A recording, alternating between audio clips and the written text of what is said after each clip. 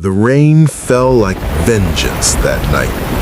It hit the roof so hard the house trembled, maybe out of fear, maybe out of shame.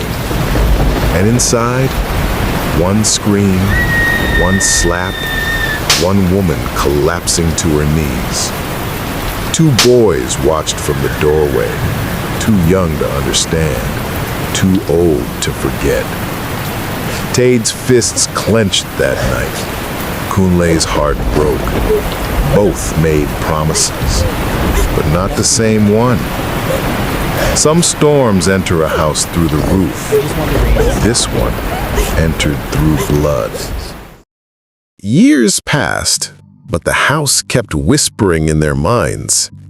Tade grew tall, charming, magnetic, the kind of man everyone notices before he notices himself. But behind his smile, something lived there, something heavy, something he never confronted.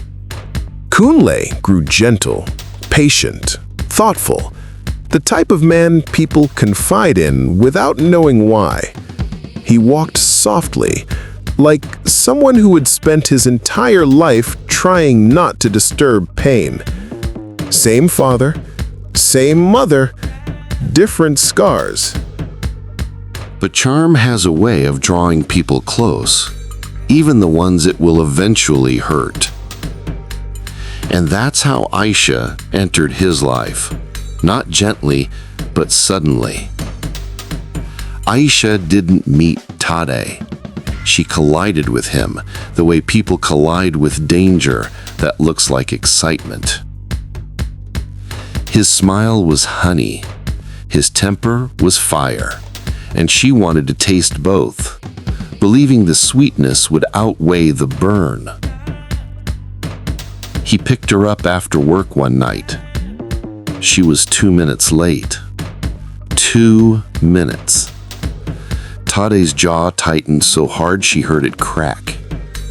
His voice dropped. The anger wasn't loud. That was the problem.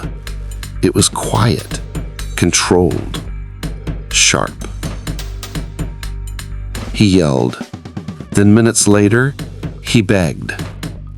Then an hour later, he found another reason to yell again. This was the rhythm of her life. Thunder, apology, thunder. And she told herself it was rain. While Tade's world burned, Kunle's world breathed. Bimpe brought him food wrapped in banana leaves, teasing him gently. Kunle laughed softly, rushing dust from his hands, fixing fences for neighbors who didn't even ask. He loved simply. He loved quietly. He loved like someone who had seen love used as a weapon and vowed never to lift one. He didn't raise his voice. He raised comfort. One night, Tade stared at his reflection in his car window. Rain sliding down the glass. Aisha crying beside him. His own breathing too loud. Then, for half a second, the reflection wasn't his. It was his father. The same eyes, the same jaw, the same anger waiting to be inherited. Tade stepped back from the window like it slapped him. But denial is stronger than fear. I'm nothing like him, he whispered. But the mirror didn't agree. Something shifted in Tade that night by the car window. Not enough to change him, just enough to unsettle him. So when he saw Kunle again at the family compound, the tension followed him in. Kunle's hands were rough from work. Tade's were soft from avoidance. Tade smirked. You still doing that soft man thing? Women don't respect men like you. Kunle looked at him. No anger, just sadness. Women don't respect men who act like gods. The silence that followed wasn't silence. It was the house they grew up in, screaming again. But whatever happened at the compound didn't stay there.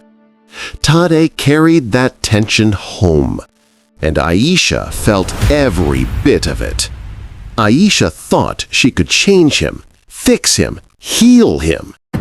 But storms don't change. Storms don't heal. Storms don't get fixed. They break or get broken.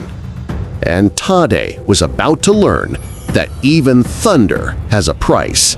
Because the next mistake he made, the next shout, the next night he came home burning with anger, would be the night that changes everything forever.